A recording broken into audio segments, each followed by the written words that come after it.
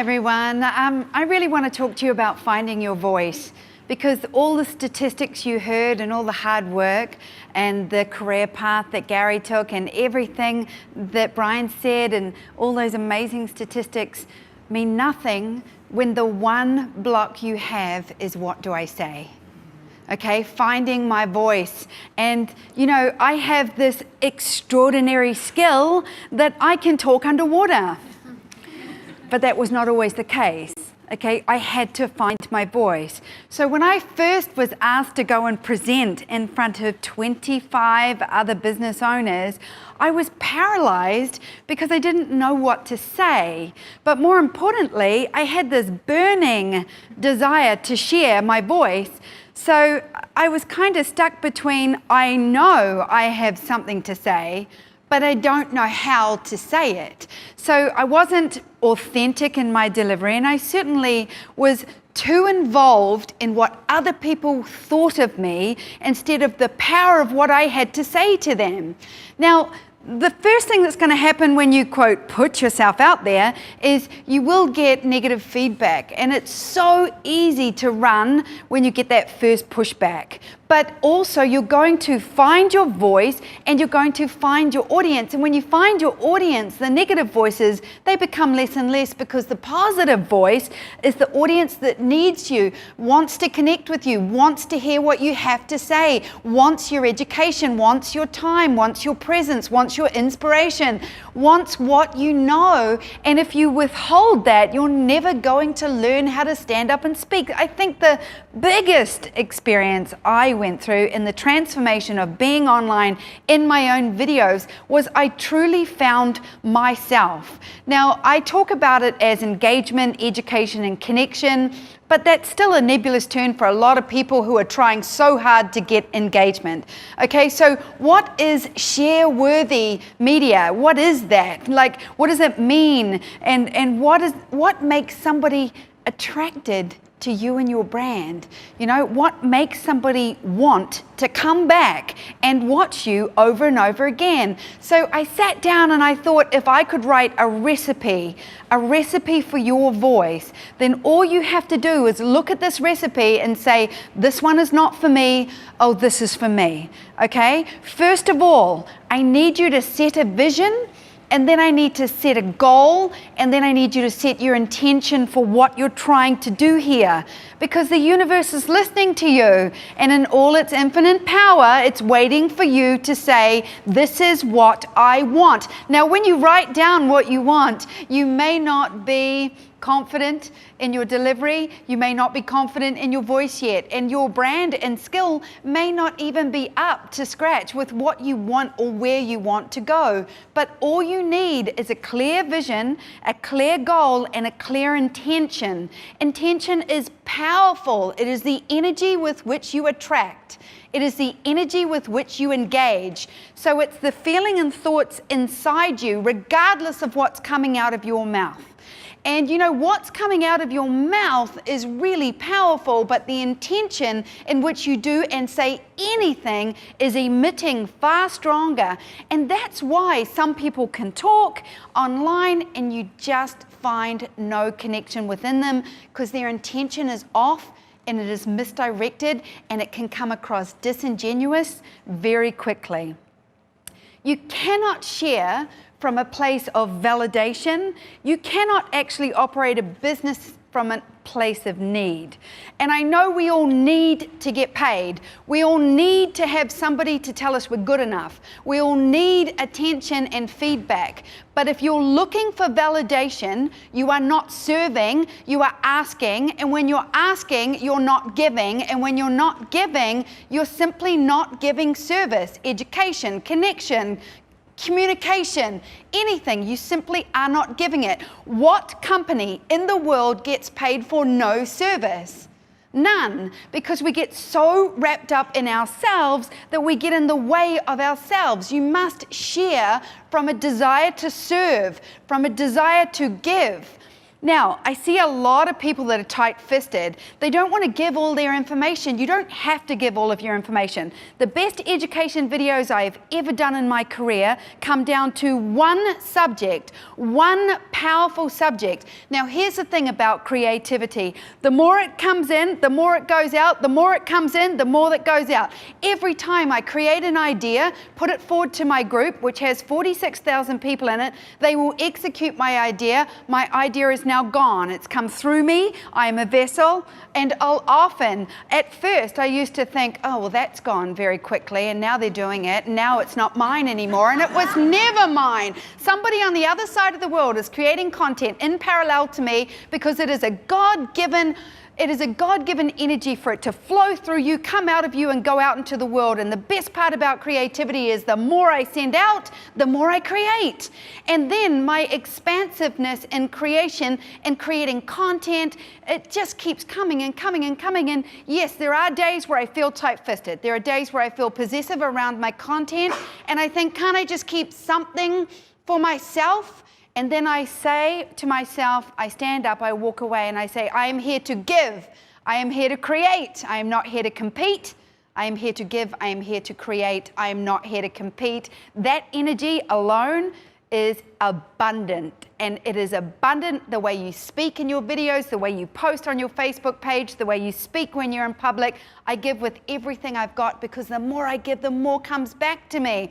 How many times do I talk to businesses that cannot identify to me what they are selling? Now, you can tell me the product you make. You can even possibly tell me the basic service that you offer, but you can't explain your experience to me, especially as a solopreneur, right? Because as a solopreneur, you're not selling your product and service, you're selling yourself. And you can't do that because we all become crippled when we talk about ourselves, except for that rare percentage of 1% of people that just love talking about themselves. And then they never give service because they're still talking about themselves. Okay, and the truth is you're not selling yourself. You're presenting yourself, but you are selling your knowledge, you're selling your experience, you're selling your skill. You're not selling yourself, you're selling the service and product that you give. So stop putting yourself in the way. And when I say, do you identify what you're selling? Do you know what you're selling? Do you know what your product and service means? I do not mean, do you just know what product you're selling? I mean your service, emotionally, physically, the experience of what you offer, the tangible product. What does it mean to people? Why is it desirable? Why is your time desirable? Why are you interesting? What have you got? Show me what you've got, because you want people to pay you. But you're not telling me what I'm getting, and I'm the one with the money. I'm ready to pay you, but you're not telling me what's in it for me. You're so wrapped up in you. Okay, and if you tell me what you can give me, if you tell me what you can offer me, I'm going to buy it. Because I'm buying what you're selling if I desire it. Okay, so you have to know what that is, and I'll tell you the best way to find out. Because I've been in business now for 17 years as a solopreneur. I did not know the power of what I was selling until I asked somebody else. And then they told me, and then that became my tagline. So I want you to identify what you're selling. I want you to sit down and find out what it is that you're truly selling and sharing. I'll give you an example. I am a photographer, and I give an experience of beauty. But it's more than just beauty. It's confidence. And it's a transformation. And all I can say to you in my brand is I see you. For every woman that walks on this planet that wants to feel beauty, wants to feel beautiful, I'm your photographer. I want to take the best photograph you have ever seen of yourself, and I want you to fall in love with who you are. It's pretty good, right? Yeah. But here's the thing. I believe that. And I don't believe it for any other reason that I was doing it one day and somebody told me that's what I do. And I didn't know. I hoped, and I was getting better and better, but I'll tell you how I found out how. Here's another example.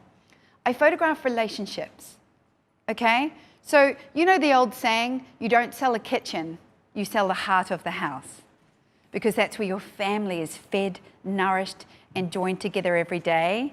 You don't sell a kitchen, okay? I don't sell photographs, I sell relationships, okay? And I give an experience of love, laughter, and priceless memories. Memories that mean more the longer they go. And they will outlive me. My body of work will outlive me. And to a family beyond me, it will mean more to them than anything they own. And I did not understand that until somebody told me that's what I did. Okay? Until you see someone that loses someone. You are someone that I love, and I want to capture you for all time. It's the best tagline I got from my focus group. And now it's a tagline I use over and over again. Okay, the best marketing in the world solves a problem. We know this. So what is the problem you're trying to solve in your business right now? What is the one objection that you hear over and over again? There's your first problem. Solve that problem in your marketing. Solve it in your post, solve it in your video. Oh, I hate to be photographed because I'm so self-conscious. Oh, I need to lose 20 pounds. Oh, I shouldn't do this for myself. Just photograph my kids. Feel every objection that comes your way. Now, when you're a small business, you hear those objections and you just hear rejection. Nobody will book me. Nobody's going to pay for me. All anybody tells me is I'm too expensive. All anybody tells me is I can't do it. And all of a sudden, you're confronted with rejection. But an objection is not a rejection. It's a call for more information. Sales tip 101. And I got to say, when you get that objection, listen to it, answer the objection, and then create that objection into your marketing. If the best marketing in the world answers a problem and solves a problem, the next thing you're going to do is identify a need. Identify a need around your business and brand. If I can identify a need, I'm not only answering a problem, I'm solving a problem. I'm telling people, you need me for this. And when somebody needs you, they book you and they buy from you because they need you. Okay, this was the best advice I was ever given. Where do you get the most traction and interaction on your social media? I want you to look at your statistics. I want you to look at your videos that you may have already started doing. I want you to look at your Instagram, and if you have a YouTube or Vimeo channel, I want you to go to your channel. Where are you getting the most views? What are you talking about that gives you the most views because you've hit on something that you do and you're doing it extraordinarily well? Now, I learned that about 4 years ago. And all of a sudden, I started to search myself on YouTube. I started to look at what got the biggest hits. I have a video that has 400,000 hits. I'm like, okay, none of my other videos come this close to having this many hits. What am I doing in this video? I'm teaching how to pose all body types, curvy bodies, short bodies, no necks, double chins, you know, and I'm teaching how to pose real bodies for photographers instead of supermodels that don't need any posing. I'm getting hundreds of thousands of hits, and that tells me my superpower is posing, which it is. And of course, nobody poses like me because I'm very good at it. I've studied it for 25, 28 years. And all of a sudden, I understand that this is one of my most desirable traction products, and I've got to move towards creating more of it. Also, what else gives me a lot of traction is I have hundreds of thousands of views around my first 2 years of business in my garage startup because I have such an extraordinary story, which people say rags to riches, but if you can call a 28-year career rags to riches, then yes, I am definitely came to fame very, very fast. And you know, the truth is at the end of the day, I have an incredible story because I started with nothing, guts and glory. I'm not a rich wife. I'm not a trust fund baby, but I did it. I did it with nothing. I borrowed $3,000 from my parents and I started in my garage, and a year later we turned over $500,000, and I walk you through how. But the crazy part about that is, yes, it's a great story, but it's the truth. And that's where I get so much more traction and interaction. The third one is I talk a lot about fear. I talk a lot about blocks. I talk a lot about the things that stop you, and that's the third highest traction. Where is your traction? Where is your interaction? Is it in a family video? Is it in a mother and child video? Is it in a video where you're talking? Is it in a video where you featured another story? Like, where are you getting the biggest bounce? And I don't care if that's 100 likes as opposed to me saying, I had 400,000 likes. I mean, come on, I have been out there for a lot longer than you, so don't worry about that. I don't care if your traction is, wow, this post got 200 likes, and that's more than I get. So look at why and go after that energy, because it's so amazing. It's right there in front of you.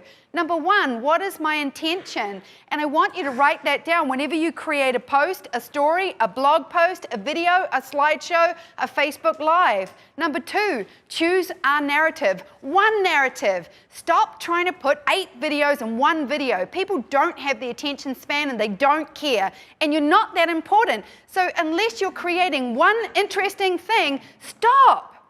Okay, stop. And stop with the selfies. You're not a Kardashian. Unless, no, seriously, unless you're super hot or you've got something else going on for the world, let it go. Give some information. Otherwise, you're not that interesting. Number 3, what relationship am I showcasing in this story? Like, relationships are the most powerful emotion stories. That's what Brian just told us. Emotion, is it me and my puppy?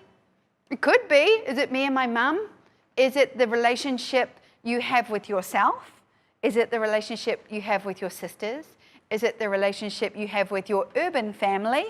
But the relationship story is the single most powerful. We know when we market to men and women, specifically women, we love smiling faces, beautiful stories, connection, and education. That's what we love. Create it. Number 4, what is the mood and the emotion that I'm putting into this story? Now, we talk a lot about positive stories. We talk a lot about relationships. We talk a lot about the love and emotion that you get from those stories, but there are other emotions that spike people, and they're all a little bit different. I'll give you 8, and this is for your focus group. So write down the first word. You can write down the other words if you think that they're important enough for you to remember, but it's the first word in white that I want you to focus in, because when you create your focus group next, this is going to be the place where you ask these questions. Enthusiasm is an interesting thing. You see, a lot of people talk about passion. Passion is, suffering. And most entrepreneurs or solopreneurs specifically love to suffer, because we're just all creative artists and we just love it. We really do. We love to struggle. But the truth is enthusiasm comes from the Greek word entheos, which is to find God within you. Like, when you're enthusiastic and you're just working with joy and you're channeling with pure intention and joy, and you know what you're doing is right, and you believe in it, and you're walking towards it, and you're taking action, and nothing's slowing you down. Enthusiasm is so powerful. It's one of the most attractive creative energies in the world, and your creative energy is so attractive that when it goes out there, it's attracting money, it's attracting clients, it's mostly attracting opportunity. And you're going to see opportunity just start coming to you and coming to you and coming to you and coming to you. Engagement. What is engagement? It's when people come back. It's when people ask questions. I want you to stay on a thread. If you create a thread, stay on it. Don't walk away from it. Chat with people. Talk back, like, love. Respond. Whatever it takes. The more interaction you create on your page, the more people will know you're there to respond to them, the more they'll go to your page for that interaction. I have such a high interaction on my Facebook page, and I absolutely love it. Create polls every week, or at least twice a month. Create a poll into your group that talks to people about what they're doing, where they're at, and find out where they're at. It's going to statistically give you information that you can create more connection and education on. It engages people, it gets them talking, and it's super interesting. Be consistent. Consistency is one of the most powerful energies in a business. It's what you do every day, daily practice, consistency that makes your business incredible. And it really, truly is the one thing, consistency. Just be consistent. Show up in your brand. Show up for your Facebook page. Show up on Instagram and show up on your blog, and be there consistently, finding something to connect and talk about. And if you struggle for content, remember the something old, something new, something borrowed, something blue. Yes, it's the bridle, remember? Something old, bring it back from the past. This is what I learned 20 years ago. This is what I learned 3 years ago. Something new, this is what I've just learned. Something borrowed, you can share inspiration and post somebody else, and something blue is something from the heart and soul. It's got me through every time I've felt like I didn't have content this week. I sat there and I said, something old, something new, something borrowed, something blue, something old, something new. Oh, I'm going to take inspiration from another blog. I'm going to ask for permission, I'm going to post, I'm going to share this author, and I'm going to use their inspiration to share with my audience, because the consistency of engagement is so important. Education is an interesting beast. I'm in the business of online education, but if you are a service provider or a product provider, you're not so much in the business of educating. However, you are educating the experience of what you do, you're educating the service of what you do. To some degree, you're educating the price, and you're also educating the solution to the problem that they have that's going to stop them from coming into your studio or your shop or your store or your online store or order from you.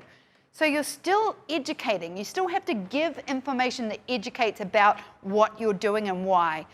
Emotion, like Brian said, the most powerful component in a video. What story am I connecting to this product, service, and experience? What relationships am I showcasing that will bring an emotional aspect into my story and narrative? Is it evocative?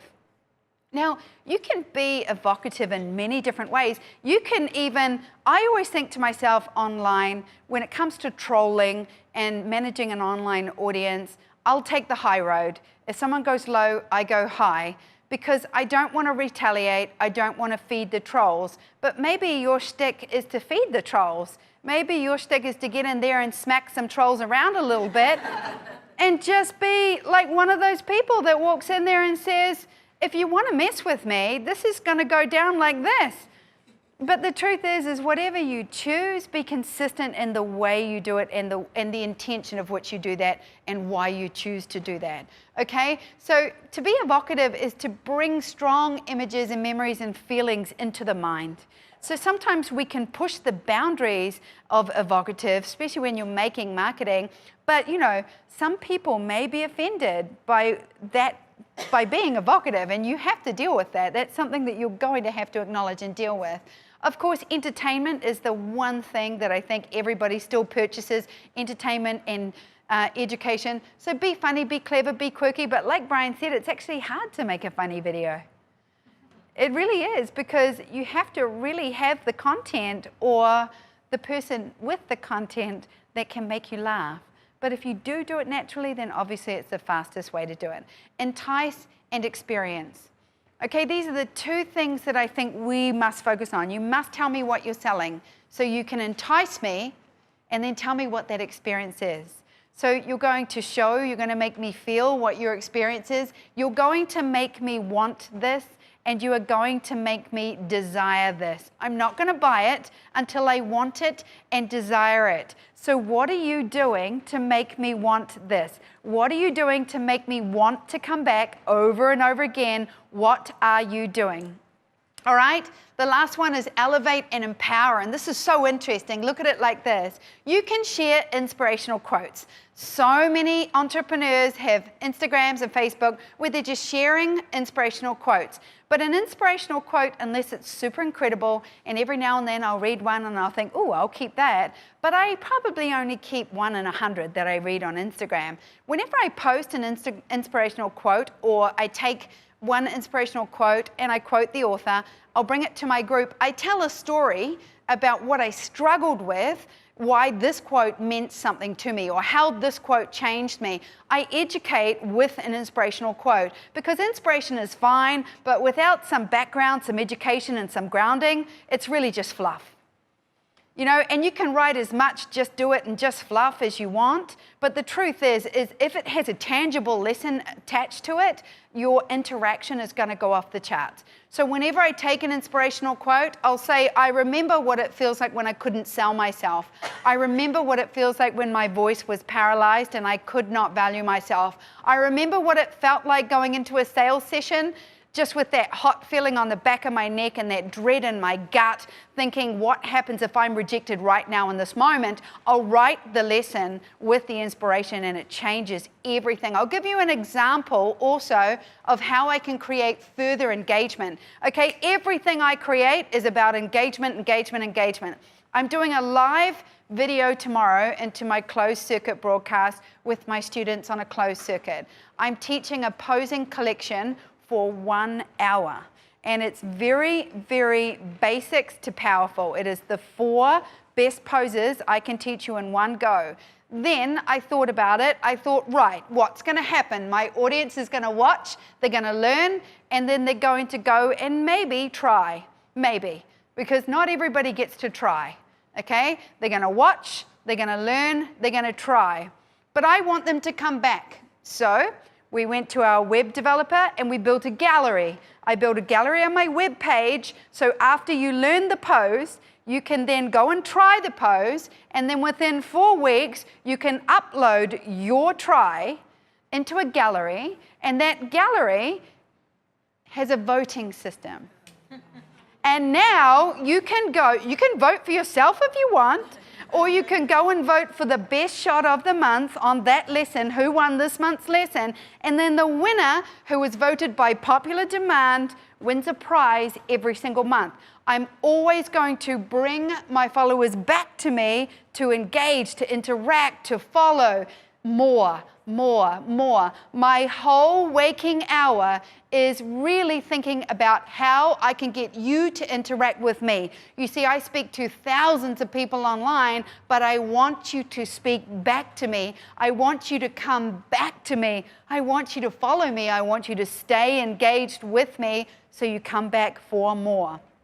I don't know what to say is the one thing I hear over and over again. I don't know what to say. I don't know what to say. Here it is, create a focus group. When I first started my business, I struggled for the first 2 years. I was building my income, finding my value. We got out of the garage studio in the 3rd year. We hired a space. Now it was time to create a dynamic networking crew. At the time, I did 2 things. I created a networking group and I created a focus group. It is very easy to entice other business owners to your studio, to your space, to your business if you are working on marketing, not only with each other's audiences, but with each other's knowledge. So straight away, I want you to get a focus group. That focus group, you can do it 4 ways. Number 1, you can do client testimonial videos, which are really awesome. But if you're just starting out, exactly what Brian said, you need good sound, you need good light, and you need stability. And they sound so easy until you get a camera and try and record your first video and edit it. Then you realize there's a whole nother learning curve.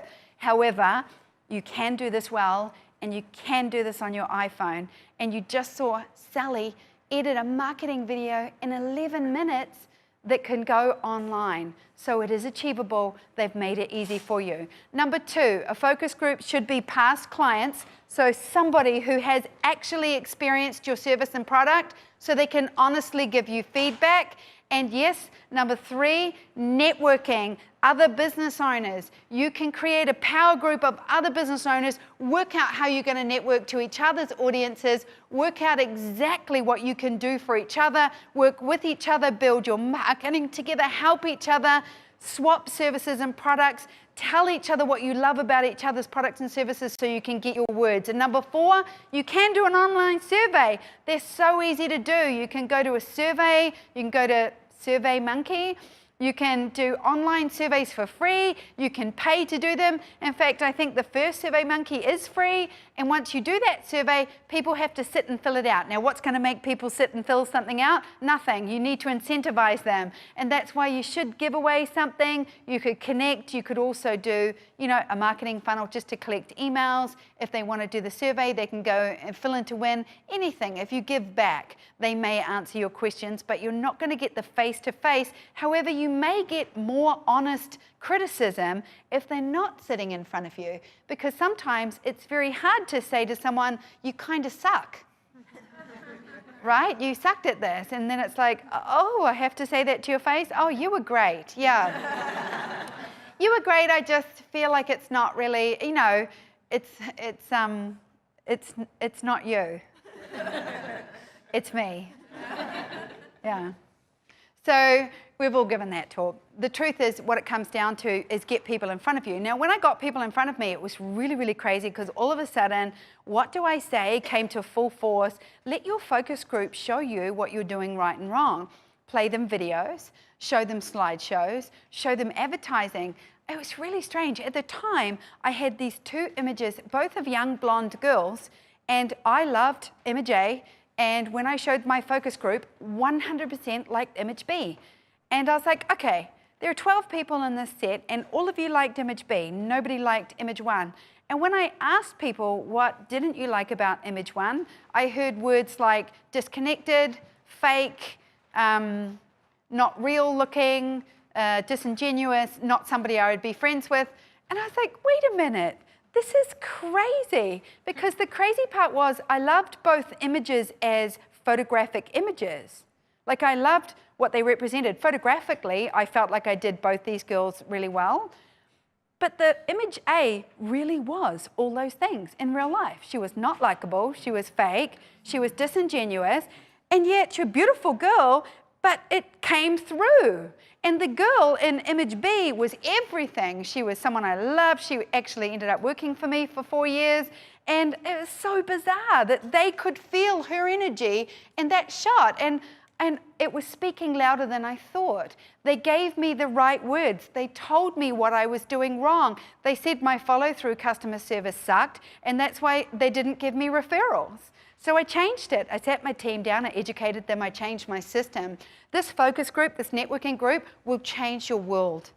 Okay? This is the ultimate opportunity to network and relationship build and stop hiding behind your computer, because you think you're marketing sitting on Facebook, but you are not. You're not networking, you're not marketing. You're not. Okay? You're just another opinion on Facebook. And if somebody doesn't like that opinion, you can get wiped off pretty quickly. You can get blocked, you can get shut out, you can get shut up, and you're not connecting. And you know what? The fastest way to build a business is in person, talking to people, and we're hiding behind our computers. So that focus group will be one of the strongest things you can build, and trust me, it is. But where do I go? But who do I ask? You are to ask friends. I would be careful not to ask family. They have too much of an emotional tie to what you're doing and your success, and they will transmit too much of their own negative blocks and their own limits to you, and they'll make you cry, and then your focus group will go bad. All right, and then you'll just hate your sister-in-law for the next 20 years. All right, so what I want you to do is focus on friends, clients, and anybody that you can network business to business with that's in a similar business network to you or structure to you. You will learn more about yourself than you ever thought possible, and I mean both in the negative and the positive, but you must listen, all right? Give people adjectives. This is the smartest way to work. I do not say, hi, what do you think of me?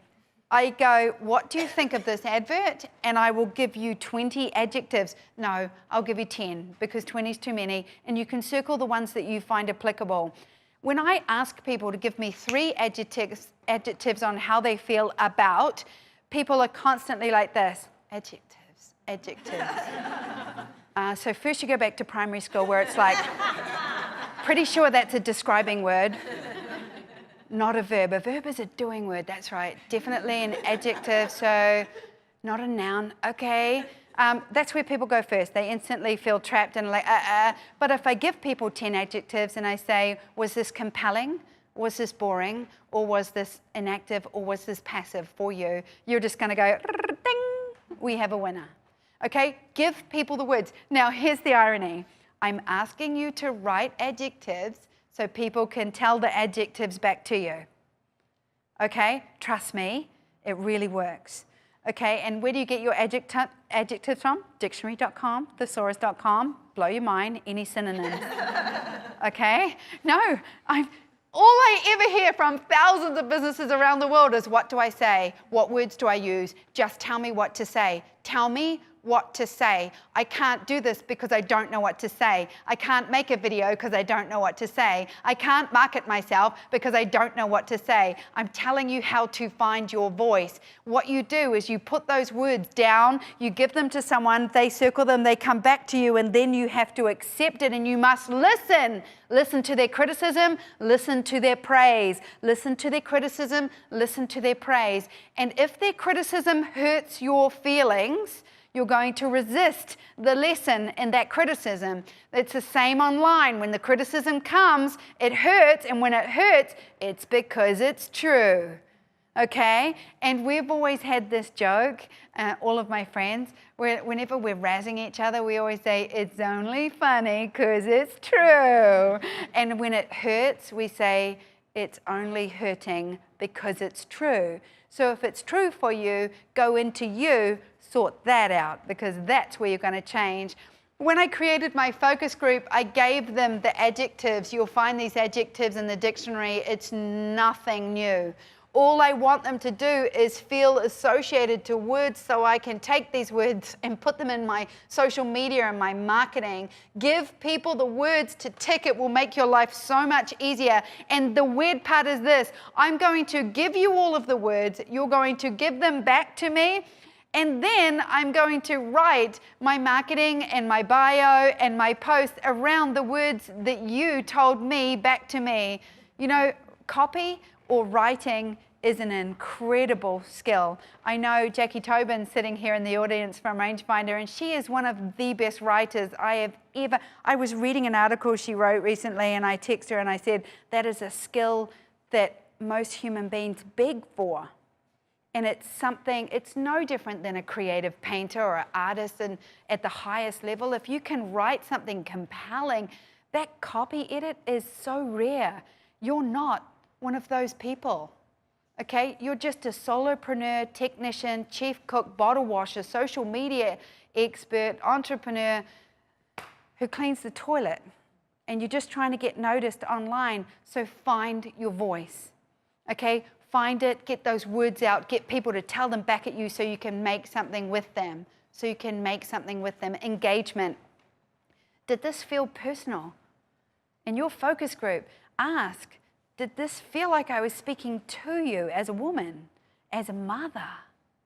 Did this feel like I was speaking to you? No more hiding behind the camera, Mum. One day your children are going to look for photographs of you. What will they find? You are the most important person in their life. They don't care about 10 pounds. You know, one day they'll look back, they'll say, this is my mum. This was the most beautiful woman on the planet to me. And it's so powerful. You know, did you want to comment? Did it make you want to ask questions? Did it make you want to interact with me? Did it make you want to share? These are the questions you're going to ask your focus group. Okay, ask them.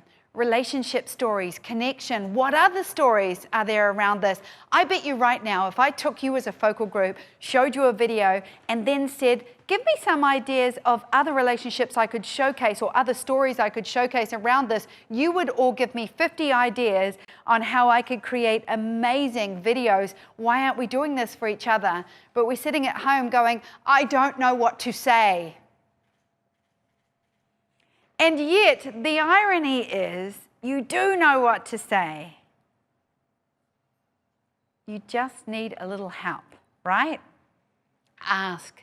People buy from you when they like you. It is a simple fact, and people buy your product and service when they like your product and service. But when people like you, you become the highest value. And when you're the highest value, you become shared. People share you and share you. And people don't say, go to Bethany because you'll have the most amazing photographs. They'll say, have you met Bethany?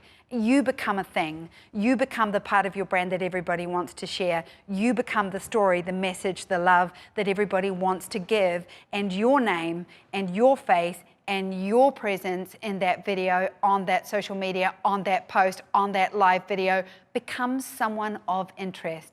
And that is so powerful. I have to ask you the hardest question when you even think about marketing this product, starting your first video, starting your first slideshow, even thinking about it. Is it a good product? You can't polish a turd, right? Is it a good product? Is this a good product? Are you a good product? Because I get it, you're going to make this for me. But if you're hard to deal with, you're not a good product. If you're hard to find, you're not a good product. If you're hard to spend money with, you're not a good product. Are you a good product? I spent more time working on me. Well, actually, I spend an equal time working on me that I did mastering my craft, because I can master my craft until the cows come home. I'm the one that has to sell it. Okay, I'm the one that has to build relationships, get referrals, be seen, do the self-work. It will change your business. Are you in the way of going forward? Because if your product is not cutting it, your product's not cutting it yet, do the work to get it up. But if you're not cutting it as a product, do the work to get it up. You know, relationship building, confidence, self-respect, ownership of my path, my space, my career, and my business are the most powerful lessons you can walk towards. Ownership, relationship building, the ability to be likable. The one thing as a mentor, I can mentor thousands of businesses. I cannot make you more likable. Only you can. And only you can serve. And only you can choose to get out of the way so that you can find your voice and serve. But I tell you this, the more I found my voice, my confidence grew. Now I trust my voice. That doesn't mean I don't screw up. That doesn't mean I don't say the wrong thing. It means I know that when my voice comes out, it's going to be right for the situation I'm in. I trust my voice. I trust myself. I am now confident in selling my business. I am now confident in sharing and selling myself. And it is so empowering for me to do that work. I think I put a lot of emphasis there because I spend a lot of time mastering my craft. And then I had this amazing product which I could not sell because I couldn't speak. I couldn't present myself on video. I didn't have the confidence, and you can change this. I want you to work on your look. I don't just mean online. I want you to work on your look. I'm not saying you need to be perfect. I'm not saying you need to be pretty. I just say work on your look. Whatever it is, whether it's quirky, whether it's classy, whether it's beautiful, work on your look. Build a set. If you're going to start doing live videos or you're going to start interacting, build a set that's interesting. Wear something interesting. Look interesting. Work on your look. If you had a producer, the first thing your producer would do for you, and anybody going on television, it's let's work on you. What are you projecting in yourself? Are you confident in that look? Is it who you really are? Work on that. Work on your pitch. Work on your presentation. Do it while you're walking. Record it. Listen back to yourself. Record it on video. Post it to a private group. Record yourself on video. Show it to your networking group. Get them to do the same thing. You can all make fun of each other and ridicule each other. It's one of the hardest things you'll ever do. And here's the weird thing. I say to businesses all the time, record yourself on video, talking about yourself and your business. Play it back to people in your network. People couldn't do it. They were crippled by this task. They would hold their camera up or their phone up and be like, and I'm like, how are you going to get clients? You've got to practice this. This is not something you just woke up and it's like, hi everybody, I'm Sue Bryce. And boy, have I got an interesting track for you today. I mean, I was the worst. And then I would be standing the whole time looking at myself on the camera and not looking in the hole. Look in the hole. Like, look in the hole. You know, don't stop looking over here because your eye line's off, and look in the hole. But something amazing happens because you start to find your words first. You have your focus group, you're going to find your words. Once you get your words, you're going to start finding your story. Once you get your story, you're going to find your narrative. Once you get your narrative, you're going to get an audience. Then you're going to get their feedback. Then you're going to engage, you're going to talk to them, you're going to run polls, you're going to get feedback. You're going to learn what people want. You're going to learn what people love. You're going to take those words and then you're going to start telling a story, and before you know it, you're going to have a purpose, and that purpose is just going to flow out of you, and then you're going to enlift, and you're going to empower, and you're going to inspire, and it's going to blow your mind. I realized I may have jumped one slide, and I'm going to go back to it because it was in the emotion, education, connection words that you're going to ask. And the reason I wanted to say is this: elevate and empower. You know, when I said about being inspirational by adding a story, this is something that's really built my brand, and I really think you could use this in whatever you're building. Share success. All right? Stories and celebrate others. Share success stories and celebrate others. If you want to start a podcast, you're going to interview people. If you want to start live videos, you're going to talk and share people that have done the work, that are up there, that have put it out there. Share other people. There is enough to go around. Share their success stories, interview them, showcase them, because you will learn something from them. And I feel like once you learn something from them, you're home and host. It's one of the best things you can do is share. Share other people's success stories. Even in building your own brand, whether it's coaching, whatever it is, share those stories. Share the ones you've coached. Share other people who are coaches. Share everybody around you. Build an alliance with the people in your network and work with them, not against them. Okay? Work with them, not against them. It's one of the biggest things. You know, you're not competing. Trust me, I know it feels like you are, but the energy of attraction is in creation, not in competition. And once you start creating, those opportunities, those networking opportunities are just everywhere, everywhere. Stop holding back. Wake up, today or tomorrow, and just say, I'm going to stop holding myself back. Because you must know something. You know why Animoto is an incredible company? Because the founders are amazing people, and it filters down to their staff. It's in their culture, their company culture, but their intention is powerful. But the one thing Animoto do above anything else is they constantly try, test, share, and learn. Try, test, share, learn. How do you know if something's going to work until you try it? Now, you might sit there going, I can't do this because, I can't try this because, I'll never do this because, but you must try, test, share, learn from it. Yes, you're going to get kicked in the face, but don't worry, it's usually just a bruise. You put a bit of ice in it. Next day, you go again. What did you learn? But you must try. You must test. You must share. You must try. Okay, take action, try. My first videos are terrible, terrible. One of them popped up on a marketing feed recently when I was sitting with my dad, and you could hear my voice, very distinctive Kiwi accent. My father leans over, looks at the video and goes, who's she?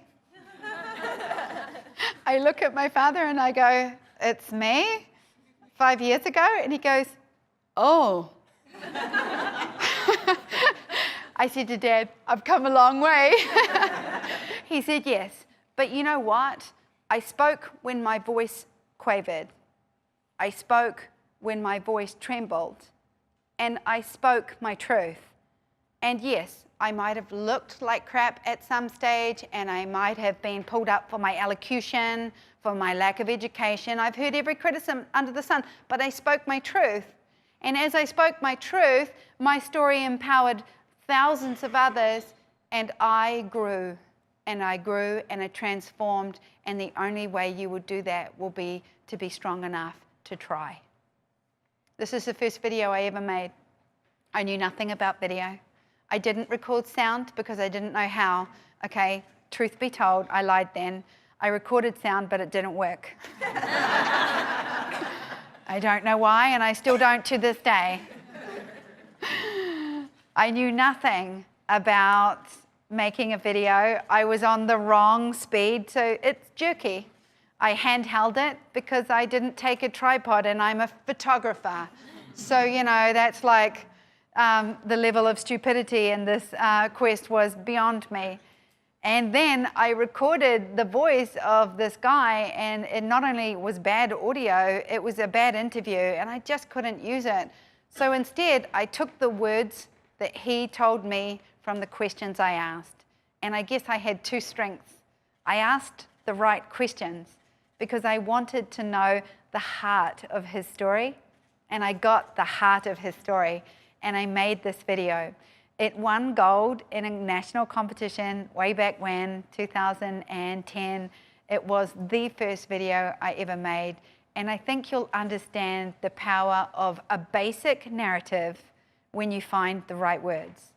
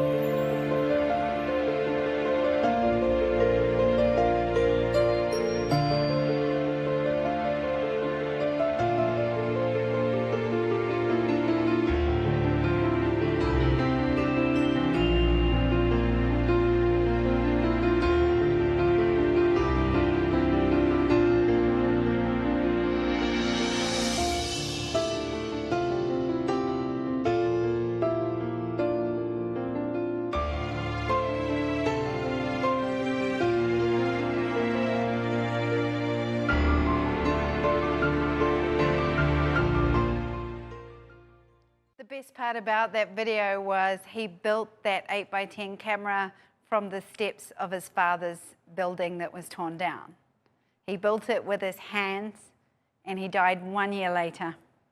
He developed that image in his own darkroom, and watching that process was incredible.